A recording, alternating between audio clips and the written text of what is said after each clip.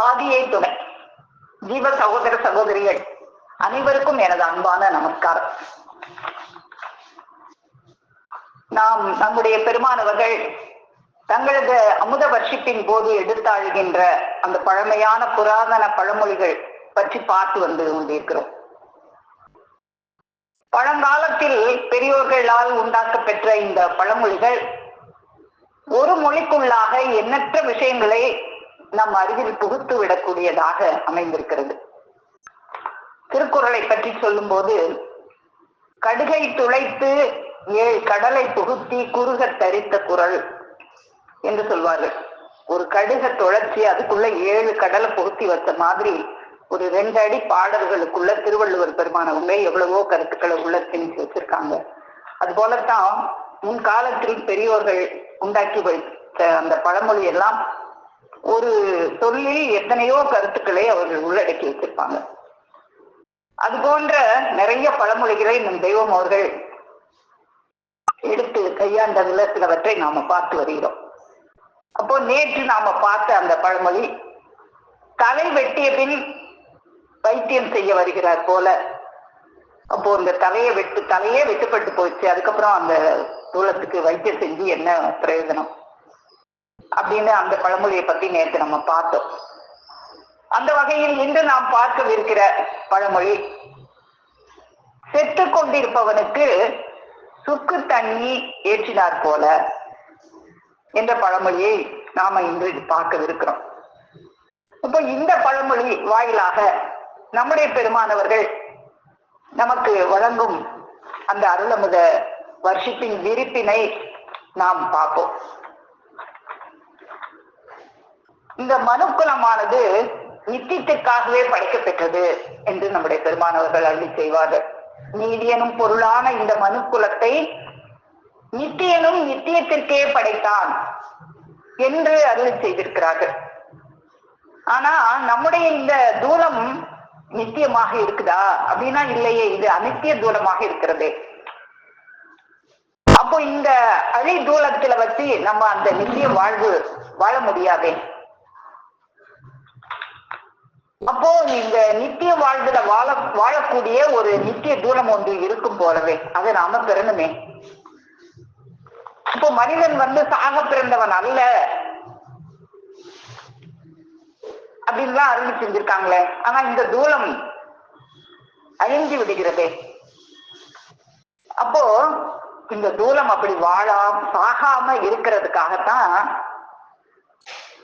சுக்கு தண்ணி எல்லாம் கொடுத்து இந்த தூலத்தை ஆரோக்கியமாக வாழ வைக்கக்கூடிய அந்த ஒரு கஷாயமாக இந்த சுக்கு தண்ணி தான். இந்த தூலம் இருக்கும்போது அதை ஆரோக்கியமாக வாழ வைக்கக்கூடிய ஒரு கஷாயமாக இருக்கிறது.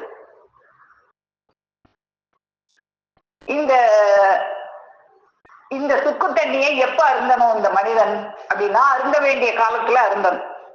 அருந்த வேண்டிய காலத்துல எல்லாம் இந்த சுக்கு தண்ணியை அருந்தாம இருந்து அந்த யமன் மேல உட்கார்ந்து அந்த சாக போற தருவாயில அடுத்த நொடியில உயிர் பிரிய போகுதுன்னு செத்து கொண்டிருக்கிறவனுக்கு அந்த சுக்கு தண்ணியை கொடுத்தா என்ன பிரயோஜனம்? அது அந்த தூலமானது அதை ஏற்றுக்கொள்ளக்கூடிய சக்தியை இழந்து விட்டதே. அப்போ நமக்குள்ள இருந்து ஒருத்தவங்க வாங்கிக்கிட்டே இருக்கிறாங்க. நாம இந்த தூலம் இருக்கிற வரைக்கும் எவ்வளவோ உணவு நாம பிறந்ததுல இருந்து இதுவரை நாம எவ்வளவோ அருந்தி கொண்டே இருக்கிறோமே, அதெல்லாம் உள்ள இருந்து ஒருத்தவங்க வாங்கிக்கிட்டே இருக்கிறாங்களே, அது இனிமே வாங்க மாட்டேன் அப்படின்னு மறுத்துட்டா நம்மளால ஒரு சொட்டு ஜலம் கூட நமக்கு உள்ள இறங்காதே. அப்போ அது அப்படியெல்லாம் மறுக்க முடியாது. அந்த உள்ள இருந்து வாங்கக்கூடிய ஆள் இருக்கிற காலத்திலேயே நாம என்ன அருந்தணுமோ அதை அருந்தணுமே. இதை பற்றி நம்முடைய பெருமானவர்கள் அருளமுதம் திருவாக்கியம்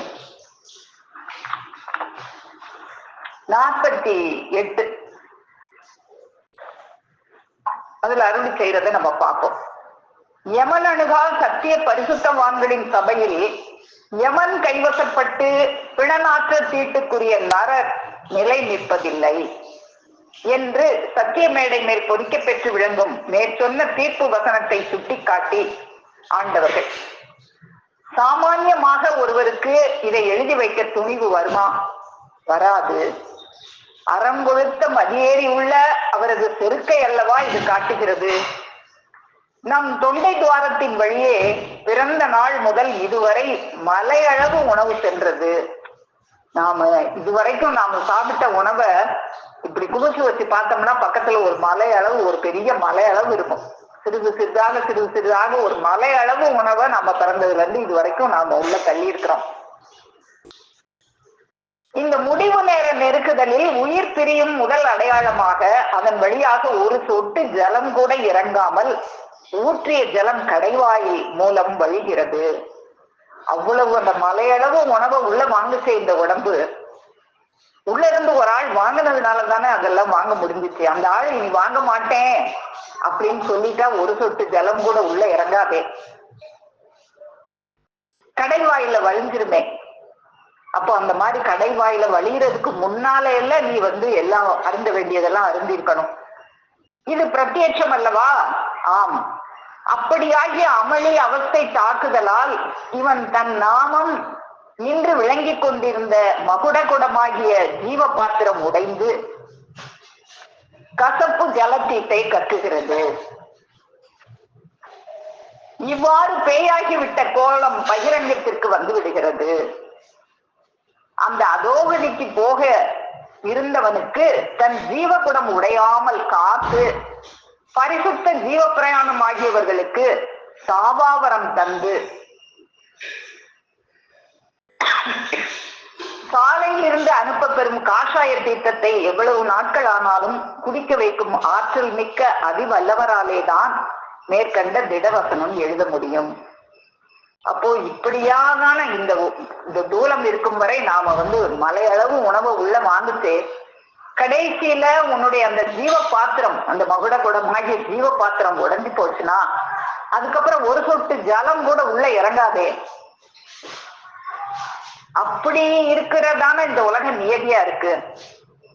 அப்போ இந்த அதோகதிக்கு போக இருக்கிறவனை பாதுகாத்து அந்த ஜீவகுடம் உடையாதபடிக்கு செய்து, செத்து கொண்டிருந்தவன் எப்படி சுக்கு தண்ணியை வாங்க முடியாதோ அது போல நமக்கு செத்து நம்மளுக்கு சாவு என்பதே கிடையாது, சாவாவரத்தை அளிக்கிறார்கள்.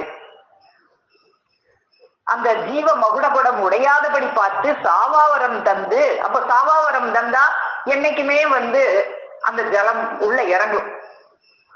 அவர்கள் கொடுக்கிற அந்த காஷாய தீர்த்தம் அது எவ்வளவு நாட்கள் ஆனாலும் குடிக்க வைக்கிற ஆற்றல் மிக்க அதிவல்லவர் தான் இந்த எழுத்தை எழுத முடியும்.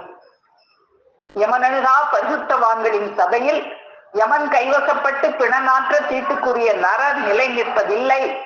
அப்போ கடைசி வரை நிலை நின்றாதான் நம்மளும் அந்த யமனனுகா பரிசுத்தவான்கள் சபை, அந்த பரிசுத்தவான்களின் கூட்டத்தில் ஒருவராக, உங்களை மறவாதவர்களின் கூட்டத்தில் எங்களையும் ஆக்கி வைக்க வேண்டும் அப்படின்னு நம்ம கேட்போமே, அது போல நாம இறுதி வரை நிலை நிற்கணும். அப்படி நின்னாதான் இப்போ இந்த பழமொழி குறிப்பிடுறது போல செத்து கொண்டிருக்கிறவனுக்கு சுக்கு தண்ணி ஏற்றினார் போல இந்த சாவு என்பதே இல்லாமல் நமக்கு அந்த சாவாவரத்தை அளிக்கிறார்கள்.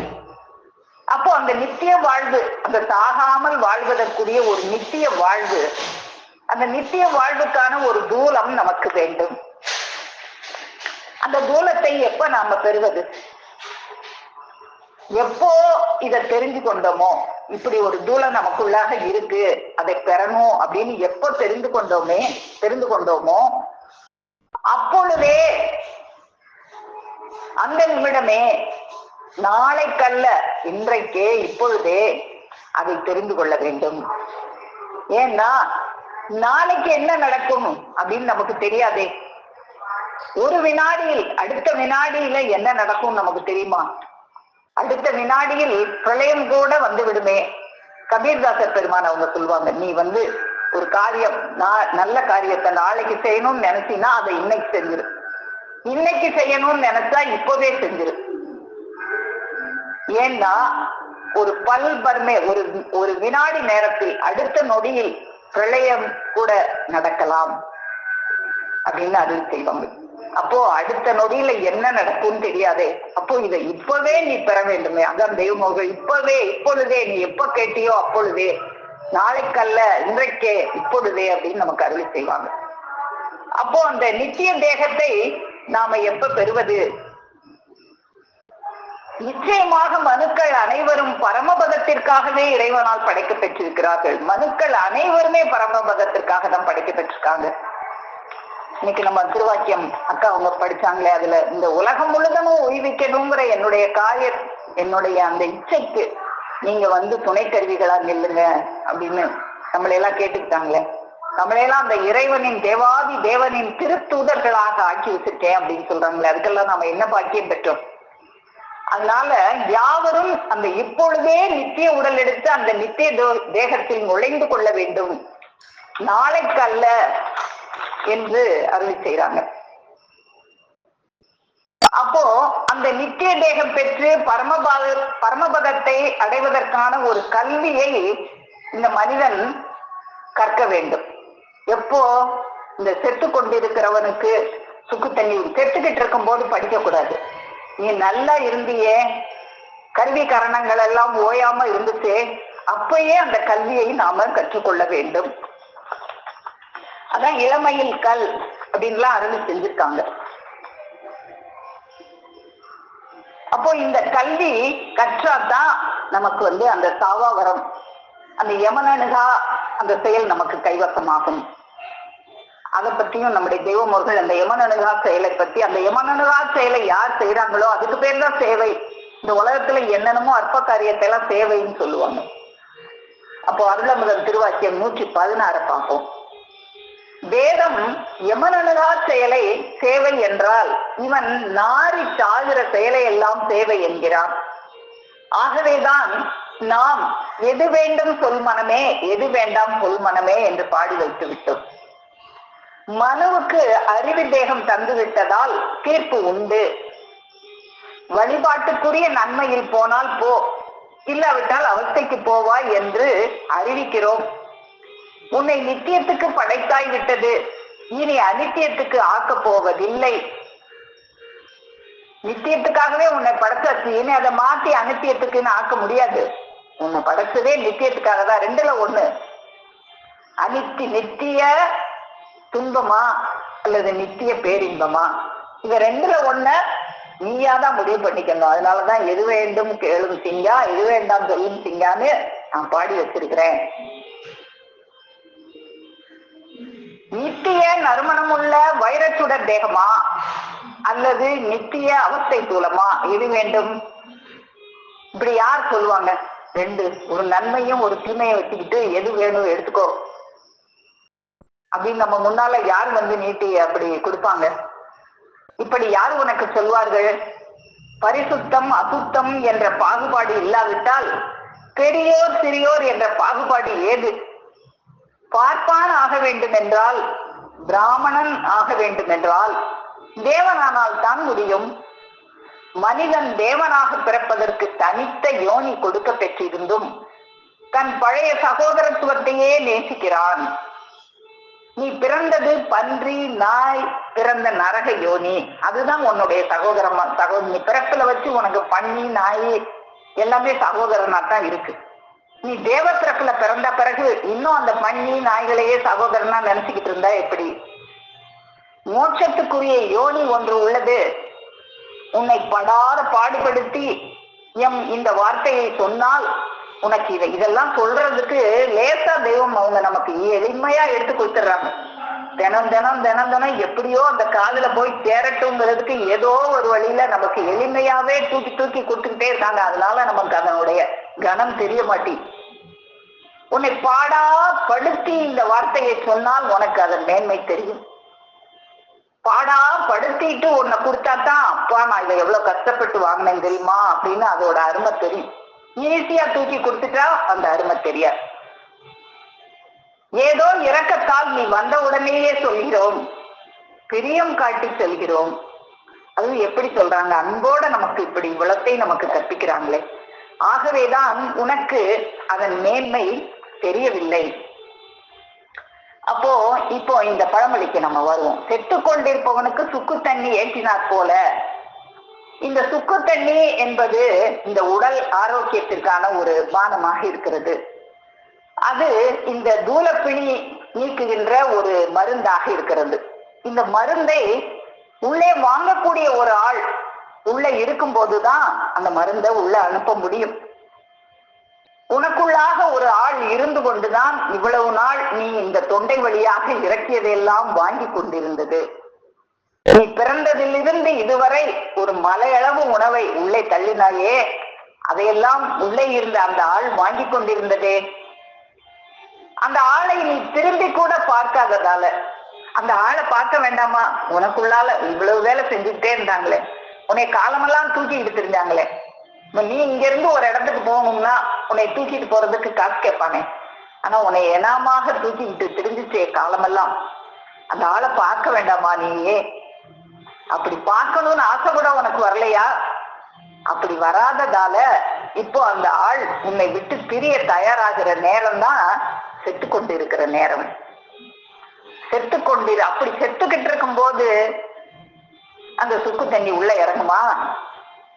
முழுவதும் விரும்பிட்டா செத்து போயிட்டான்னு அர்த்தம். அந்த சாக போற நேரம், அதனால செத்து கொண்டிருத்தல் அப்படிங்கிறாங்க. சோ இனிமே அந்த உள்ள இறக்குவதை நான் வாங்க மாட்டேன் அப்படின்னு பிரியும் போது சுக்கு தண்ணி ஏத்துனா என்ன பிரயோஜனம்? அந்த ஆள் இனி வாங்க மாட்டேன்னு சொன்ன பிறகு கூட ஆஸ்பத்திரியில என்ன பண்ணுவாங்க? இந்த உடம்பின் தன்மை தெரியாத, இந்த உடம்பின் இயல்பே தெரியாத டாக்டரின் காலை பிடித்து கெஞ்ச வேண்டிய நேரம் வந்துவிடும் அப்படின்னு அறிவிச்சிருவாங்க. இந்த உடம்பின் தன்மையே தெரியாது அந்த டாக்டருக்கு. அந்த உள்ள இருந்து வாங்குற ஆளு வாங்க தயாரா இல்லைங்கும் போது நீ ஆக்சிஜனை ஏற்றி குளுக்கோஸை ஏற்றி என்ன பிரயோஜனம்? ஆனாலும் நீங்க ஆஸ்பத்திரிக்கு அந்த நிலைமையில கொண்டு போனீங்கன்னா ஏமாற்றி படம் பறிப்பதற்காகவோ அல்ல எதுக்காகவோ தெரியாது, குளுக்கோஸை ஏற்றுவாங்க, ஆக்சிஜனை ஏற்றுவாங்க, எல்லாத்தையும் ஏற்றி நம்மகிட்ட இருக்கிற பணம் எல்லாம் நம்ம அக்கௌண்ட்ல அவன் அக்கௌண்ட்டுக்கு மாறின பிறகு கையை விரிச்சிருவான்.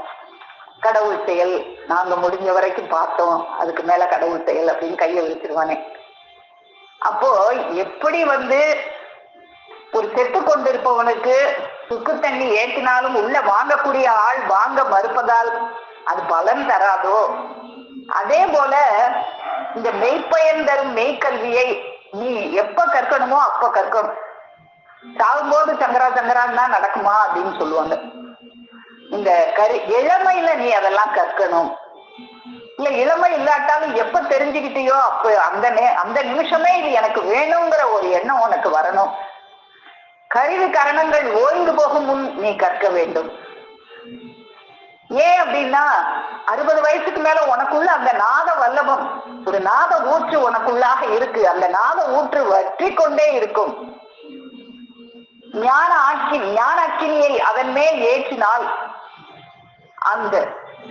அதன் வெப்பத்திற்கு அது ஈடு கொடுக்க முடியாமல் தீண்டு போவான். அபிராமி வீட்டுல போடுங்கப்பா.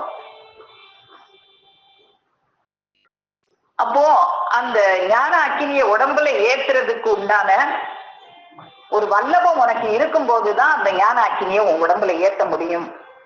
இல்லைன்னா அது தீங்குதான் போகும். அப்போ இத பத்தி நம்முடைய தெய்வமோர்கள் வான்மதி குரல் திருவாக்கியமேன் 246 இருந்து செய்யறதை நம்ம பார்ப்போம். நாதன் உன்னை தொட வேண்டும் என்றால் உன்னிடத்தில் நாதம் இருக்க வேண்டும். அந்த நாதனுடைய நாதம் நமக்குள்ள தொடணும்னா நமக்குள்ள அந்த நாத வல்லவும் இருக்கணும். இப்ப நம்ம நாக்குல இனிப்பை வச்சாதானே இனிக்குது. இந்த கையில வச்சுக்கிட்டே இருந்தோம்னா இனிப்பு வச்சா இனிக்குமா? அந்த இனிப்பு சுவை கரும்புல இருக்கு, அதை அறிகிற சுவை நாக்குல இருக்கு. அது போல நாதரிடத்தில் நாதம் இருக்கிறது. அந்த நாதத்தை கேட்கிற வல்லமும் உனக்குள்ள இருக்கணுமே, உன் காதுல இருக்கணுமே. ஒரு மிருகத்துக்கு முன்னால போய் சொன்னா அது கேட்குமா, அது புரியுமா? அது போல உனக்குள்ள அந்த நாத வல்லமும் இருந்தா தானே அந்த நாதத்தை சுவைக்க முடியும். நீ அந்த நாத வல்லமும் வயசாக உனக்கு குறைஞ்சிக்கிட்டே போகுமே. நாதம் உன்னை தொட வேண்டும் என்றால் உன்னிடத்தில் நாதம் இருக்க வேண்டுமே. அப்போதுதான் உனது நாதத்தை எழுப்ப முடியும். ஆதலால் தான் இளமை ததும்பும் போதே ஞானத்தை அடைய வேண்டும் என்கிறேன். இதைத்தான் இளமையில் கல் என்று எழுதி வைத்தார்கள். இளமையில் நாதம் நிரம்பி வழியும், ஞானத்தை எளிதாக பற்றும். அதை விட்டு ஞானத்தை வயது முதிர்ந்ததும் அடையலாம் என்று சொல்வது கவைக்கு உதவாத பேச்சு. 16 வயதுக்கு முன்பும் 60ற்கு பின்பும் இந்த ஞான தீபத்தை ஏற்ற முடியாது. 60 வயது முடிந்ததும் மணி விழா சிறப்பாக கொண்டாடுகிறான். இது சரியே. இது கொண்டாட வேண்டிய நாள் இல்ல, துக்கப்பட வேண்டிய நாள். 60 வயசாயிடுச்சு, நான் இதுவரை அந்த நாதத்தை, ஈசனுடைய அந்த நாதத்தை உணரலையே, 60 வயசாயிடுச்சேன்னு துக்கப்பட வேண்டிய நாள் இந்த உலகத்துல கொண்டாடிக்கிட்டு இருக்கிறான். இது சரிதான். எப்படி சரி? நமக்கு தனக்கு ஜீவ வித்து அற்று போய்விட்டது, எனக்கும் ஜீவமணிக்கும் தொடர்பில்லை என்று ஞானிகளுக்கு அறிவிக்கவே இவன் மணி விழா கொண்டாடுகிறான். இது மணி விழா அல்ல, மணி அருவிழா. இருக்கிற அந்த நாகமணி அறுபட்டு போயிடுச்சு 60 வயசுல. அதனால நீ கொண்டாடுறது மணி விழா அல்ல, மணி அருவிழா. 60 வயது எட்டியதும் நாக ஊற்று வற்றி போவதனால் ஞானாக்கினியை அவன் மேல் ஏற்றினால் அவன் வெப்பத்திற்கு ஈடு கொடுக்க முடியாமல் தீர்ந்து போவான். அதனால்தான் ஞானிகள் 60 வயது மேம்பட்டவர்களுக்கு உபதேசம் வைக்க கூடாது என்று சட்டம் வைத்தார்கள். ஞானிகள் தப்பித்தவறி ஞான தீபத்தை தூண்டிவிடாமல் எச்சரிக்கையாக இருக்கவே இந்த மணி விழா. எனக்கு இனி ஞான பிராப்தி இல்லை, இவன் அறிவிக்கிறான், எனக்கு ஞான பிராப்தி இல்லை, எனக்கு 60 வயசாயிடுச்சு, இனி எந்த ஞானிகளும் தப்பி தவறி கூட என் பக்கத்துல வந்துடாதீங்கன்னு அறிவிக்கிறான். பத்திரிகை அடிச்சு கொண்டாடி, எனக்கு இனி ஞான பிராப்தி இல்லை, தெரியாமல் யாராவது ஒரு ஞானி என் மேல் கருணை கூர்ந்து ஞானத்தை ஏற்றி விடாதீர்கள், எனக்கு ஏறக்கூடிய வல்லமும் இல்ல, என்கிட்ட நாத ஊற்று வற்றி போயிடுச்சு, நான் பிறந்து இந்த பிறப்பை பூரா வீணாக்கிட்டேன், நான் நரகத்துக்கு போக தயாராயிட்டேன் அப்படின்னு அறிவிக்கிறான் என்று எச்சரிப்பு விடுவதே இவனது 60ஆம் கல்யாணம். அப்போ இந்த எச்சரிப்புக்காகத்தான் இவன் 60ஆம் கல்யாணம் பண்றான். அப்போ இந்த நாத வல்லபம், நாத ஊற்று நமக்குள்ளாக வற்றாமல் இருந்தால்தான் அந்த ஆசானின் நாதத்தை நாம் பற்றி கொள்ள முடியும். நமக்குள்ள இருக்கும் அந்த நாதம் இந்த ஆசானுடைய நாதத்தை வாங்கி கொள்ளக்கூடியதாக இருக்கும்.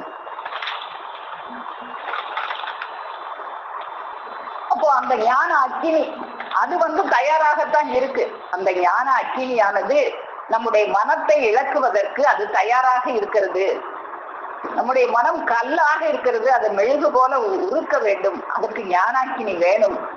அந்த ஞானாக்கினியை அது தயாராக இருக்கு. ஆனா கல் தான் நெருங்க மாட்டேன் என்கிறது என்று தெய்வம் அவங்க அருள் செய்வாங்க. அப்போ அந்த ஞானாக்கினி அந்த ஒளி வடிவமாக, அந்த ஓசை கொண்ட நடனமாக அது இருந்துகிட்டே தான் இருக்கு. நீதான் அதுக்கு பக்கத்துல நெருங்கல. அதுக்கு பக்கத்துல நெருங்குனா அதை இளமையிலிருந்தே கற்றுக்கொண்டே வந்தா உனக்கு இந்த கடைசியில இந்த கதி செத்து கொண்டிருக்கிறவனுக்கு சுக்கு தண்ணி ஏத்துனா போலன்னு உனக்கு அந்த செத்து கொண்டிருக்கிறவனுக்குன்ற பேரே இல்ல, சாகாவரம் நாம பெறலாம். ஈசனாகவே நம்ம ஆயிடலாம். அந்த நாதம், அந்த நாதத்தினுடைய வல்லபம் என்ன, அந்த ஓசை கொண்ட நடனத்தின் வல்லபம் என்ன, அது மனிதனை ஈசனாக்கக்கூடிய வல்லபம் பெற்றதல்லவா. ஆசின் மாமரை ஆதி பூராதன மாசிலாத்த நீரையர் மனுமதன் ஓசை கொண்ட நடனத்தாலே மனு ஓசை கொண்ட நடனத்தாலே மனு ஈசனாகும் இயல்பெடுத்தோது. அந்த ஓசை கொண்ட நடனம், அந்த நடனம் ஆடிக்கிட்டே இருக்கே அந்த ஓசை, அதை கேட்கணுமே. நீ அதை கேட்காம இருந்து கடைசி நேரம் வரைக்கும் அதை கேட்காம இருந்தா அப்போ உன்னோட கதி என்ன?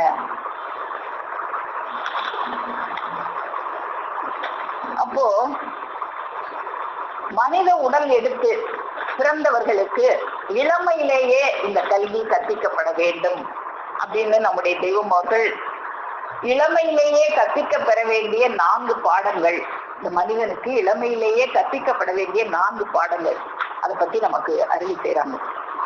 அப்போ இதெல்லாம் இளமையிலேயே நீ கற்றுக்கொள்ளணும். அதுதான் உனக்கு பலம் தரக்கூடியதாக இருக்கும். அந்த பாடத்தை பத்தி பார்ப்போம். கோடாயுதத்தூர் திருவாக்கியம் 294. மனித உடல் எடுத்து பிறந்தவர்களுக்கு இளமையிலேயே கற்பிக்க பெற வேண்டிய 4 பாடங்கள். 1, இந்த மனித குலத்திற்குள் அழியாத நித்திய தேகம் ஒன்று இருக்கிறது.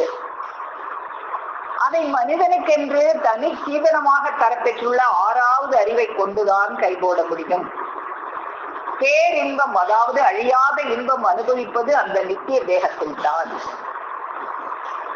2, மனித உடல் எடுத்த ஒவ்வொருவரும் தாவுடைய நேரத்தில் கசப்பு ஜலம் வெளியாகி பிணநாற்றம் எழாதபடி தப்பிக்க வேண்டும். 3, அந்த அருங்காரண செயலை இவருக்கு கைபலிதமாக்கி தர வல்லவர்களும் அதற்காகவே இறைவனால் முத்தரிக்க பெற்று பூமிக்கு அனுப்ப பெற்றுள்ளவர்களும் ஆகிய ஒரு சத்குரு பெருமானை இவன் தேடி அடைந்து அவர்களது இரக்கத்திற்கு ஆளாக வேண்டும். ஒருவன் தூலம் எடுத்து தேட வேண்டிய தேட்டு இதுதான். அப்போ ஒரு தூலம் எடுத்து என்ன தேட்டு தேடணும்? ஆனா இந்த உலகத்துல மக்கள் என்ன தேட்டு தேடிட்டு இருக்காங்க? அப்படி தேடி பெற்ற சத்குரு பிரானை தன் கண்ணாக உயிராக நினைத்து அவர்களால் ஒட்டி படிந்து இறுதி வரை நிலை நிற்க வேண்டும். அவங்கதான் நம்முடைய உயிர் அப்படின்னு நினைத்து அப்படின்னு சொல்றாங்க. நினைக்கிறது இல்லை, அவங்கதான் உயிர். அததான் தெய்வம் அவங்க சொல்லுவாங்க. ஒரு பெண் நான் தான் பெண் என்னை கல்யாணம் பண்ணிக்கோன்னு ஒரு ஆண்கிட்ட போய் சொல்லுவாளா? அவளுக்கு வெக்கமா இருக்காதா? அது போல ஈசனே அவதாரம் எடுத்து நம்ம கிட்ட நான் தான் ஈசன் வா வா வா அப்படின்னு சொல்லுவாங்களே, எனக்கு வெக்கமா இருக்காதான்னு. அதனாலதான் இந்த இடத்துல ஜாடையாக நான் உன்னை என் உயிராக நினைச்சு, நான் தான் உன் உயிர் வந்திருக்கிறேன் அப்படின்னு சொல்லாம என்னை உயிராக நினைச்சுக்கோ. என்னை அந்நியனா நினைக்காத. நானா உனக்கு அந்நியன்? உனக்கு எவ்வளவு திமிர் இருந்தா என்னை அந்நியனா நினைப்ப அப்படின்னு நம்மகிட்ட உரிமையா கேட்கிறாங்களே. அப்ப அவங்க நமக்கு அந்நியனா? நமக்குள்ளாக இருக்கிறாங்க, நம்ம விட்டு நீங்காத அந்த உயிராக அவங்க இருக்கிறாங்க. உயிராக நினைத்து அவர்களால் ஒட்டி படிந்து இறுதி வரை நிலை நிற்க வேண்டும். அப்போ அந்த நரன் இறுதி வரை நிலை நிற்க முடியாது. அந்த பரிசுத்தவான்கள் மட்டும்தான் இறுதி வரை நிலை நிற்க முடியும். அப்போ இந்த 4ஐயும் கற்று பழகுவதுதான் கல்வி. அதன் பயன் நித்தியம். அப்போ நமக்கு நம்முடைய உயிரான தெய்வம் அவர்கள் நமக்கு இந்த வாக்கியங்களை எல்லாம் சொல்லி நமக்கு அந்த கல்வியை புகட்டுறாங்க. அந்த அருங்காரண செயலை கைபலிதமாக்கி தரவல்ல சத்குரு பெருமானை தேடி பெற்று கண்ணாக உயிராக நினைத்து ஒட்டி படிந்து நில்லு. அவங்கதான் நமது உயிர் அப்படிங்கிறத இந்த இடத்துல நமக்கு ஜாடையாக நாசுக்காக நமக்கு எடுத்து காமிச்சிட்டாங்க. அப்போ அந்த உயிரை நாம தரிசிச்சிட்டோம். அவங்கதான் நம்ம உயிர். அந்த உயிரை தினம் நம்ம தரிசிச்சுக்கிட்டே இருக்கிறோமே. அந்த உயிரை நீ தரிசிக்க வேண்டாமா? அது உனக்கு பார்க்க ஆசை இல்லையா? உனக்கு இணை துணையா இருந்துச்சே காலமெல்லாம், அந்த உயிரை நீ தரிசிக்க வேண்டாமா அப்படின்னு கேட்பாங்களே தெய்வம் அவர்கள். அதை நாம தினமும் தரிசிச்சுக்கிட்டே இருக்கிறோமே. உலகத்துக்கு அதை செய்யாம இந்த உலகத்து காரியத்தையே நீ செஞ்சுக்கிட்டே இருந்து இந்த சாவாவரம் பெறாம கடைசியில செத்துக்கிட்டு இருக்கும் போது சுக்கு தண்ணி கேட்டா அது என்ன பிரயோஜனம்? இந்த உலகத்துக்கு பரோபகார நன்மை மானியம் ஜீவசிம்மாசன பருவம் பக்கம் 291 பார்ப்போம். மேலும் உலகத்துக்கு பரோபகார நன்மை செய்கிறேன் என்ற வேலை வெட்டி செயல்கள் பூர்த்தியாகாத அரைகுறையாக இருக்கிறது. அதை முடிவுக்கு கொண்டு வருகிறதானது மகா அவசியமான பரோபகார கைங்கரியம் என்று நீர் முழக்கிக் கொண்டு, இந்த உலகத்துக்கு நான் செய்ய வேண்டிய காரணம் நிறைய இருக்குன்னு நீட்டி முழக்கிக்கிட்டு நீ இந்த உலக காரியத்தையே செஞ்சுக்கிட்டு இருந்தீங்கன்னா, அல்லோலமாக அலறி விரித்துக்கிட்டு இருந்தீங்கன்னா உயிர் என்ன செய்யும்? உன்னை விட்டு பிரிஞ்சு போயிடும். உனக்குள்ள இருந்து இவ்வளவு நாள் நீ கொடுத்ததெல்லாம் வாங்கி வாங்கி வாங்கி மலை போல உணவை உள்ள தள்ளுனியே, தள்ள உள்ள உட்காந்து வாங்கிக்கிட்டு இருந்தாங்களே, அவங்கள நீ கவனிக்கவே இல்லை. இந்த உலக காரியம்தான் எனக்கு பெருசு அப்படின்னு நீ நீட்டி முளைக்கிக்கிட்டு தெரிஞ்சீங்கன்னா அந்த உயிர் என்ன செய்யும்? உன் தனது உபகரிப்பினை கவனிக்காமலும் இப்பேற்பட்ட உன்னை கூட சரி பண்ணி சட்டை பண்ணாமலும் எழுந்து உன்னை விட்டு பிரிந்து புறப்பட்டு போய்விடுகிறது. என்ன இவன் நம்மளை திரும்பி கூட பார்க்க மாட்டானேன்னு உன்னை சட்டை பண்ணாமல் எழுந்து புறப்பட்டு போயிடுது என்பது நன்றாய் நிச்சயமாய் நீங்கள் எல்லோரும் தெரிந்திருக்கின்றவர்கள் ஆதலினாலேதான் கைதேர்ந்த வல்ல பண்டிதன் என்று சொல்வோரை ஆய்ந்து தேடி கண்டெடுத்து பணம் கொடுத்து கெஞ்சி தாங்கி தடுக்கிட்டு பாடாப்படும் அகண்ட பாருளைத்தீரே. அப்போ அந்த உயிரை காப்பாத்திக்கிறதுக்கு, அந்த உயிர் நம்மளை விட்டு பிரிஞ்சு போகாம இருக்கிறதுக்கு என்ன செய்யணும்னே தெரியாம ஒரு உடம்புக்கு தள்ளணும்னு சாதகத்தை தூக்கிட்டு ஒவ்வொருத்தனையா வல்ல பண்டிதர்னு எவன் சொல்றானோ அவன்கிட்ட எல்லாம் பணம் கொடுத்து கெஞ்சி என்ன நான் இவருக்கு இப்படி முடியல, இவர் எவ்வளவு நாள் இருப்பாரு, இவர் சாதகத்தை பார்த்து சொல்லுங்க, அதுக்கு பிராயச்சித்தம் என்ன இருக்கு அப்படின்னு இந்த உடம்பு டாக்டருக்கே இந்த உடம்பின் இயல்பே தெரியாத டாக்டர்கிட்ட போய் காலை பிடிச்சு கெஞ்சுறது, இன்னும் எதுவுமே தெரியாத அந்த சாதகம் பாக்குறேன் ஜோசியம் பாக்குறேன்னு திடீரவன் காலை பிடிச்சிட்டு கெஞ்சுறது, இப்படி திரியிறியே, அப்படி திரிகிற பாடா படும் அகண்ட பாருலகீரே, உயிருக்காக வேண்டிதானே இவ்வளவு பாடுபடுற, அந்த உயிரை பாரு, அந்த உயிரை திரும்பி பாக்குறதுக்கு உனக்கு கண்ணாக உயிராக நான் இருக்கிறேன்னு கூடிக்கிட்டு இருக்கிறாங்களே, ஓசை கொண்ட நடனத்தை தினமும் அந்த நடனத்தை ஆடி ஆடி காட்டிட்டு இருக்காங்களே, உயிருக்காக வேண்டியே இவ்வரும்பாடு படுகின்ற அன்புடைய உயிரை, எல்லா சீர் சிறப்புகளும் தருகின்ற உயிரை, சர்வ வலதும் ஆண்மையும் தருகின்ற உயிரை, எல்லா கல்வி கலை கண்காட்சியும் தருகின்ற உயிரை, சர்வ மதிப்பு குதிப்பு மகிழ்ச்சியும் தருகின்ற உயிரை, எல்லா இன்ப இச்சைகளும் தர உனக்கு இரவு பகல் ஓயாது ஊழியம் செய்து கொண்டிருந்த இலங்கிய லட்சிய உயிரை, வரம்பு ஓடற்ற வயதனை உடைய கிரணமோடைய உடம்பு உயிரை, உனக்கு உணர்ச்சி உணவு சுவையுடன் எடுத்து ஊட்டிக் கொண்டிருந்த இணை துணையான உயிரை, அதனை கண்டு தரிசனை பண்ணி நீ அதன் மூலமாக சிரஞ்சீவித்தனம் பெறுவதற்கு ஒரு நாள் ஒரு பொழுதாவது மறந்தா போலேனும் இச்சை வராமல் இருப்பதற்கு காரணம் என்னத்தினாலே? அப்போ அதை கண்டு தரிசனை பண்ணணும், இந்த நான் தான் உனக்கு கண்ணாக உயிராக இருக்கிறேன் அப்படின்னு நம்ம முன்னால நிக்கிறாங்களே, அதை தரிசனம் பண்ணாம அதை கண்டு தரிசனை பண்ணி அதன் மூலமாக நீ சிரஞ்சீவித்தனம் பெறாம இந்த செத்துக்கிட்டு இருக்கிறவனுக்கு சுக்கு தண்ணி ஊத்தினா போல நீ பிரயோஜனம் இல்லாம போறியே, அப்படி இருக்கிறதுக்கு காரணம் என்னத்தினாலே என்று நீங்கள் எல்லோரும் என்னை நோக்கி கேட்டதாக வைத்துக் கொள்வோம். அவ்வாறு கேட்கும் போது சொல்ல தெரியாத தேரலாக நான் மனித கோலத்தில் இருக்கலாமா பிறப்பரே? அப்போ இப்படித்தானே இந்த உலக மக்கள் எல்லாரும் இருக்கிறாங்க. உன் உயிர் உன் முன்னால நின்னு ராப்பகல் ஓயாது என்னை பாரு, நீ என் சொல்லை, அப்படி நீ கேட்டாயானால் அழியாத ஜீவேசத்தகை வாழ்வின் மெய்ஞானியாக உன்னை ஆக்கி விடுவேன், அப்படி ஆக்கவே நான் வந்திருக்கிறேன். இதற்காக நீ என் சொற்படி பொருளாதவனாக ஆகிவிட்டால் நான் இதை மெய்யாகவே மெய்யாக்கி விடுவேன். நீ என்ன செய்யணும்? ஒன்னும் தேவனா, நீ கேள் என் சொல்லை, அது போதும், காது கொடு, கேள் மகனே என்று சொல்லும் போது மட்டும் சொல்லி கேளு, வேற ஒண்ணும் செய்ய வேண்டாம். அப்படி கேட்டீங்கனாலே போதும், உன்னை மெய்ஞானியாக ஆக்கி விடுவேன். இப்படியெல்லாம் நம்ம உயிர் நம்மை போல ஒரு தூளம் எடுத்து நம் முன்னால் பேசுகிறதே, அதற்கு செவி கொடாமல் இந்த இளமை காலங்களை எல்லாம் வீணாக்கி, அப்படி வீணாக்கி முதுமை வந்துவிடுமே என்ற அச்சம் இல்லாமல், அந்த முதுமை வந்துவிடுமே அன்று இந்த ஜீவனை காக்கும் அந்த சுக்கு தண்ணி உனக்குள்ள ஏறாதே, உள்ளே இருந்து வாங்குற அந்த நாக வல்லபம் குறைஞ்சு போயிருமே, அப்போ நமக்கு ஏதாவது ஒரு உடம்புக்கு முடியாம போயிட்டா அப்போ மட்டும் சில பேருக்கு புத்தி வரும்.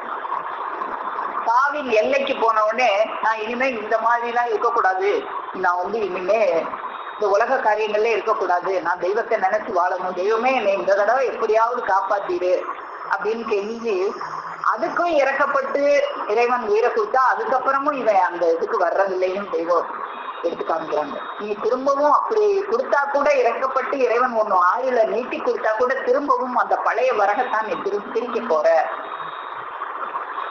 அன்றியும் ஊனப்படுத்துகின்ற தொழில் அமலினை என்றும் பெற்றிருக்கும் 9 வகை கோள்களில் ஏதாவது ஒன்றில் மனிதர்கள் பீடிக்க பெற்று துயரேறி அவஸ்தை நின்று உயிரானது விலகிவிடப் போகிறது என்ற கோடு வரை எட்டி தூக்க பெற்றிருக்கின்ற ஒருவனை உயிர் விலகிவிடப் போகுது, அந்த சுக்கு தண்ணி ஊத்தினாலும் ஏறலைங்கிற நிலைமைக்கு வந்து கூட இறைவன் இறக்கப்பட்டு சரி இன்னும் கொஞ்ச நாள் இவனுக்கு டைம் கொடுப்போம், அப்பயாவது இவன் இந்த சுக்கு தண்ணியை பருகிறானா இல்லையான்னு பார்ப்போம், இந்த திருமொழிகளை காதுல ஏத்துறானா இல்லையான்னு பார்ப்போம், இன்னும் கொஞ்சம் டைம் கொடுத்து வச்சா என்ன செய்வான்? அந்த அபாய ஆபத்து சுருக்கினுள் சிக்கி தவிக்கின்றவனை இறைவன் கிடைக்கிறதோ இன்னும் கொஞ்ச நாளைக்கு இவனை விடுவித்து விட்டு அதன் பின் இவனுடைய நடக்கையை பார்ப்போம் என்று இன்னும் கொஞ்சம் டைம் கொடுத்து பார்ப்போம் அப்படின்னு நமக்கு டைம் கொடுத்து பார்த்தா அப்பவாவது நீ வர்றியா வலிக்கு அப்படின்னா அப்பவும் என்ன செய்யற? இவனுடைய பிரார்த்தனை சத்திய கெஞ்சுதலை நோக்கி இறைவன் இரக்கமுற்று அச்சுருக்க ஆபத்தினை விடுவித்து விட்டு தெரிவித்தால் எழுந்ததும் உயிரை தேடி அடைய சிறிதும் உணர்ச்சி இல்லாததோடன்றி உயிரை பார்க்கிறதா? அது எப்படி உயிரை பார்க்க முடியும்னு இந்த உலகத்துல போய் ஞானிகள்லாம் சொல்லி கொடுக்குற அந்த பாடத்தை கேட்டுக்கிட்டு நன்றி கெட்ட வீண் வியர்த்தனாய் பழைய பாவ விஸ்வரூப முகத்தோடு எழுந்தி முன்னே திருக்கு மீதம் வைத்திருந்த அந்த பழைய வரகையே திரும்பவும் திரிக்க போகின்றவர்கள், அந்த உடம்புக்கு சரியில்லாத முன்னால திருச்சி வச்சிருந்த கொஞ்சம் வரக அந்த உடம்பு நல்லான பிறகு திரும்பவும் அந்த வரகையே திரிக்க போயிடுற. முந்தி விட்டு வச்சிருந்து அந்த உலக காரியத்தை அந்த காரியத்தையே செய்ய போயிட்டீங்கன்னா அப்படிப்பட்டவங்க நிரம்பி இருக்கிற ராஜ்ய ஊரிலேதான் நாமும் பங்காளியாய் வீடு கட்டி கொண்டு குடியிருந்து கொண்டு வருகிறோம் என்பது மறந்துவிடவே கூடாது. எமது பிறவியரே இப்படியெல்லாம் தான் இருக்கு இந்த உலகம், இதெல்லாம் மறந்து விடவே கூடாது அப்படின்னு தெய்வம் அவங்க நமக்கு எடுத்துக்காட்டி இப்படியெல்லாம் நீ சாகிற வரைக்கும் உனக்கு சாவு நிலைமை வந்தா கூட இன்னும் கொஞ்சம் காலம் கொடுத்து பார்ப்போம், இவன் இந்த உயிரை பார்க்க ஆசை வருதா இவனுக்கு பார்ப்போம்னு கொடுத்தாலும் அப்பயும் அந்த எண்ணம் வராம இப்படி இந்த முந்தி திருச்சி வச்ச அந்த வரகையே திரும்பவும் திரிக்க போகிற உலகமாக இந்த உலகம் இருக்கே.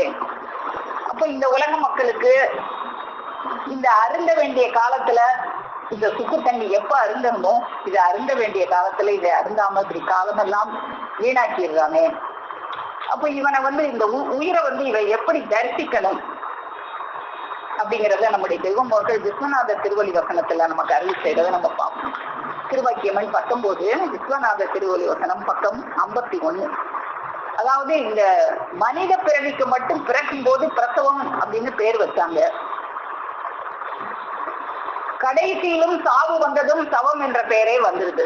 பிறக்கும் போதும் உனக்கு சவம்ங்கிற பேர் தான் இருந்துச்சு, கடைசியிலையும் அந்த சவம்ங்கிற பேர் வந்தது.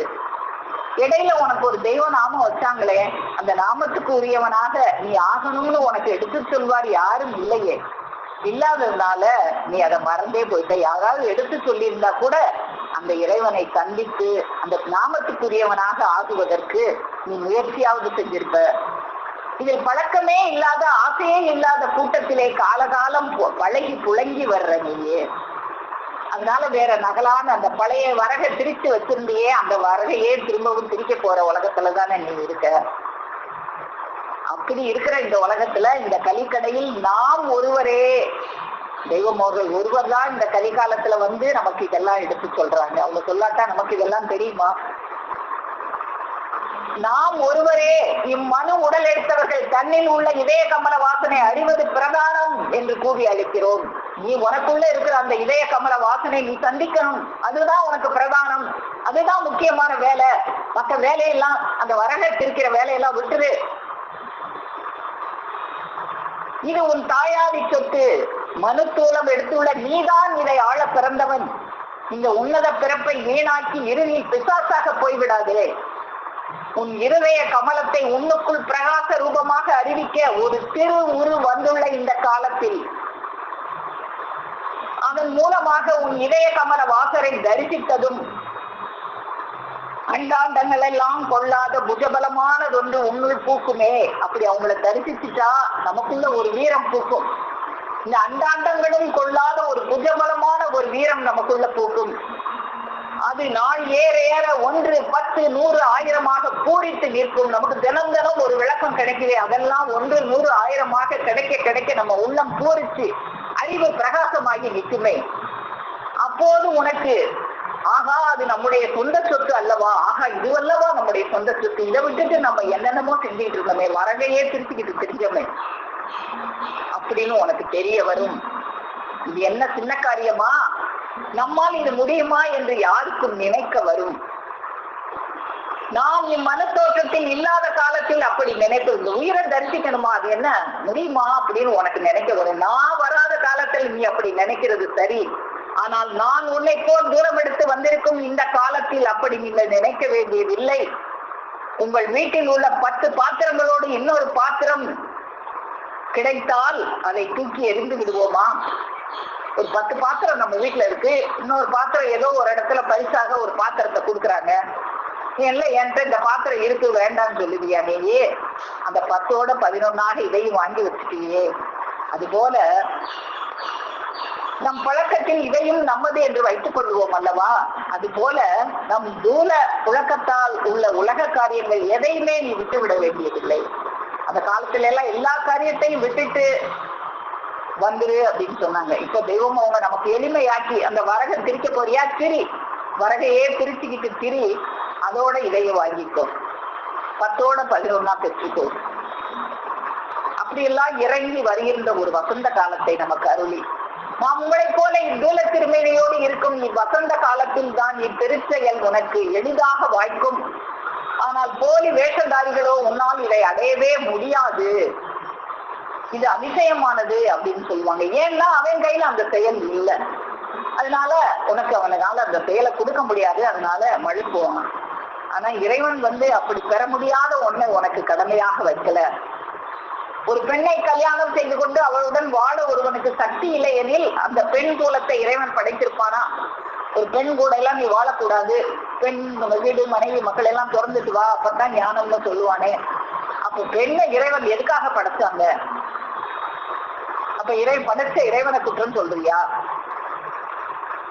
அவளோடு வாழ்வதற்குரிய கருவி, ஆண்மை, வல்லமை, லட்சணங்கள் எல்லாம் உன்னை படைத்து விட்டு பிறகு உனக்காகவே ஒரு பெண்ணையும் படைத்தான். ஒரு குழந்தையை உனக்கு அளித்தான் எனில் அதை வளர்க்கும் சக்தியை உனக்கு கொடுக்காமலா இருப்பான்? நீ உலக வாழ்க்கையை இப்படி எனில் மனுத்தலையில் ஏற்றி வைத்துள்ள இந்த பிரம்மாதிக்க செயலாகிய பார ரகசியத்தை உன்னால் செய்ய முடியாததாகவா வைத்திருப்பான்? இந்த உலக வேலைகளோடு ஒப்பிட்டால் அதில் கோடியில் ஒரு பங்கு கூட இதற்கு பிரயாசம் தேவை. இந்த உலக வேலைக்கு நீ எவ்வளவு பிரயாசப்படுற, ₹1 சம்பாதிக்கிறதுக்கு என்ன பிரயாசப்படுற? அந்த பிரயாசம் கூட தேவையில்லையே. உனக்கு இனாமாக உட்கார்ந்த இடத்துல இலவசமாக வாரி வாரி வாரி வாரி வழங்கி கொண்டிருக்கிற வசந்த காலமாக இருக்குதே, அப்போ அதை பெறணும். ஒரு மாடு அரும்பாடுபட்டு ஒரு சுமையை 10 மைல் இழுத்து செல்லுகிறது. ஆனா அந்த மாடுக்கு கூலிய தர்றாங்க, அந்த மாட்டு வண்டிக்காரன் தான் அந்த கூலிய வாங்கிக்குவான். கூலிய வாங்கிக்கிட்டு கிளம்பி கடைக்கு சாப்பிட போகிறான். அந்த மாட்டுக்கோ கூலி இல்லை. பாடுபட்டும் கூலி வாங்க தெரியா பசுக்கள் அநேகங்களே, பாடுபட்டும் கூலி வாங்க தெரிந்தவர் பாரிலான் பிள்ளைகளே. தினம் பாடுபடுறோமே, இந்த பாட்டுக்கு பலன் வேணுமே, பலன் இல்லாம போயிடக்கூடாது. அப்போ அந்த பாடுபட்டு பலன் வாங்க தெரிந்தவர்கள் தான். அது உன்னுடைய பாடு நிஜமான பாடாகல இருக்கணும். எஜமான அறிஞ்சு பாடுபட்டா தானே கூலி கிடைக்கும். எஜமான அறியாம நீ பாடுபட்டினா உனக்கு எப்படி கூலி கிடைக்கும் அப்படின்னு நாம் வேதாந்த நூல்களை பாடி வைத்துள்ளோம். இந்த தெய்வீக வல்லபத்தை தானாக நீ பாடுபட்டு சம்பாதிப்பதில்லை. எம் தவப்பாட்டை இனாமாக உன் ஜீவனாகிய தலையில் ஏற்றி வைத்து இறைவனை சந்தித்து அவனிடம் கூலி வாங்க தெரியும் சக்தியை உன்னிடத்தில் நாம் வளர்ச்சி வைக்கிறோம். இந்த சக்தியெல்லாம் நாம இளமையிலே பழகும் போதுதான் இந்த செத்து கொண்டிருக்கிறவனுக்கு சுக்கு தண்ணி ஏற்றின மாதிரி இல்லாம, நாம சாகிறவனாவே இல்லாம அந்த சாவாவரம் பெற்றவர்களாக இந்த சுக்கு தண்ணியை, அந்த அமுத வர்ஷிப்பை முதல்ல இருந்தே அதை வாங்கிக்கிட்டே வர்றவங்களாக நம்ம இருந்து அந்த நாத வல்லபம் நிறைந்த இளமை காலத்திலேயே என்னைக்கு தெரிஞ்சு கொண்டோமே அப்பொழுதே, நாளைக்கல்ல இன்றைக்கே இப்பொழுதே என்றபடி அதை கேட்ட நிமிடமே நாம அதை பெற்றுக்கொள்ள துணிந்து. ஏன்னா இப்பவோ பின்னையோ சற்று நேரத்திலோ எவன் வந்து விடுவானே. அவன் உட்கார்ந்து உன்னுடைய இந்த கருவி கரணங்களை எல்லாம் ஓய்ந்து விட செய்தால் இந்த சுக்கு தண்ணி உள்ள இறங்காதே. அதனால உன்னுடைய அந்த நாத வல்லபம், அந்த வல்லபம் இறைவனுடைய அந்த நாத வல்லபத்தை வாங்கி கொள்ளுகிற வல்லபத்தை உடையதாக இருக்கும் பொழுதே அந்த இருதய கமலத்தை பிரகாசமான ரூபத்தில் அறிவிக்க வல்ல ஒரு குருபெருமானவர்கள் வசந்தமாக கிடைத்த இந்த வசந்த காலத்தின் நேரத்தில் பற்றுடன் பதியை நன்னி, பற்றுடன் 10-11 அப்படின்னா நம்ம 10-11 ஒண்ணு வைக்கிறதுன்னா மேலோட்டமான அர்த்தம் தெரியும். இன்னும் கொஞ்சம் அதை உள்ள பார்க்கும்போதுதான் அது 10-11 இல்லை, பற்றுடன் பற்றோட பதியை நன்னு. 10-11 வச்சுக்கிற பொருளையா தெய்வம் நமக்கு கொடுக்குறாங்க? இல்ல, அப்படி சொன்னாதான் நீ வாங்குவேன்னு அப்படி சொல்லி நமக்கு கொடுக்குறாங்க. பற்றுடன் பதியை நன்னு, மற்ற பொருள் மேல எல்லாம் பற்று வைக்காத, அவங்க மேல மட்டும் பற்றுடன் பதியை நன்னு. அதான் 10-10 நன்னு, பற்றுடன் பதியை நன்னு என்று அவர்களை நன்னி இந்த ஜீவ பிரயாண நேரத்தில் எந்த பாடும் இல்லாமல் அந்த ஓசை கொண்ட நடனம் தினமும் நம் உள்ளத்தில் இறங்கி அந்த தாவா வரம் தரும், என்னைக்குமே அந்த சுக்குநீர் நமக்குள்ளாக இறங்கக்கூடிய அந்த ஒரு வல்லமம் தாவா வரத்தை பெற்று இந்த பழமொழி கூறியது போல அந்த செத்து கொண்டிருக்கிறவனுக்கு சுக்கு தண்ணி உள்ள ஏறாதே, அதை ஏற்றினார் போல அந்த காலத்தெல்லாம் வீணாக்கி அந்த சாகுற நேரத்துல சுக்கு தண்ணியை பெறலாம். சாகும்போது சங்கரா சங்கரான்னா ஒன்றும் நடக்காது. இந்த தூளமுள்ள காலங்களை எல்லாம் இறைவன் நீ அந்த சாவு கோட்டின் முனைக்கு எட்டி போகும்போது கூட உன்னுடைய பிரார்த்தனை செஞ்சுவதை நோக்கி இறக்கமிட்டு இன்னும் கொஞ்சம் காலம் கேட்கும் போதும் நீ அந்த பலனை அடையாம போகாம எப்பயுமே பற்றுடன் அவர்களை நன்னி பற்றி கொண்டு நமக்கெல்லாம் அந்த சாபாவரம் தரும் பெருமான் அவர்களுக்கு வசந்தமாக கிடைத்திருக்கும் அந்த பெருமான் அவர்களது பொன்னடியை போற்றி பணிந்து நமஸ்கரித்து பெருமான் அவர்களது அந்த அருளந்த வருஷிக்கு நாளும் நமக்கு கிட்டிக்கொண்டே இருக்க வேண்டும். நாளும் அதை தினம் ஒரு நேரம் எந்த திருமொழி அதனை கேட்டால் அப்படின்னு அவங்களுடைய அந்த திருமொழியை தினமும் கேட்டு கேட்டு எப்போதும் எது செய்யலும் எம்மையே நினை எம்மையே அடைந்தி இது மெய்யே அப்படின்னு அது செஞ்சுக்காங்களே. என்ன வேணாலும் செய்யலாம், எப்போ எது செஞ்சாலும் அவங்களையே நம்ம நினைவில் அமர்த்தி நாம் பலன் பெற வேண்டும், இந்த சாவாவரம் பெற வேண்டும், நாம் எல்லோரும் பெறுவதற்கு தெய்வம் அவர்களுடைய ஆசீர்வாதம் நமக்கு வேண்டும் என்று பெருமானவர்களது பொன்னடி போற்றி பணிந்து என் முத்தி பேருரை மேலும் மேலும் முழங்கும் என்று கூறி உங்கள் அனைவரிடமிருந்து விடைபெறுகிறேன். அனைவருக்கும் நமஸ்காரம்.